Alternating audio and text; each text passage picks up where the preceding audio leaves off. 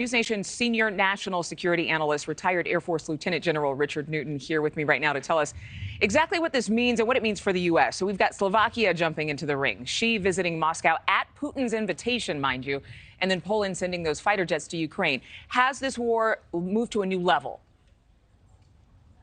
Well, good morning, Adrienne. I think it's significant that the Poles and now we hear about Slovakia will be sending MiG-29 aircraft into the fight. I think it's been a long time coming, in my opinion. I think providing MiG-29s will, in this case, will be a backfill for some of the losses that the Ukrainian Air Force has had to date. But nonetheless, it shows, again, resolve of the Poles and hopefully other NATO, other allies will come in. The fact that with these MiG-29s, it'll help Ukraine defend its skies. It'll also provide for, I believe, significant support to ground forces as this, what I think will be a near-term spring offensive underway against the Russian dug-in forces, especially in the eastern part of Ukraine and the Donbass region. But in terms of the kinds of planes that are being sent, Soviet-era planes, at the end of their life, essentially, I mean, why send them? What's the point if they're not up to date?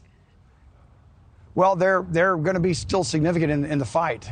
The fact that there's a stalemate right now between both on the ground but also in the air. Nobody really has air superiority. I think providing these, again, as you say, the 1970s era MiG-29s could be just enough as a tipping point to provide that ability for the Ukrainians to control their skies.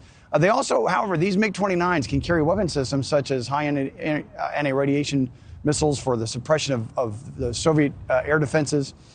Can also provide extended joint direct attack munitions that the United States would provide, which can standoff capabilities to strike targets with some modicum of precision from 45 miles out. So I think it's actually fairly significant.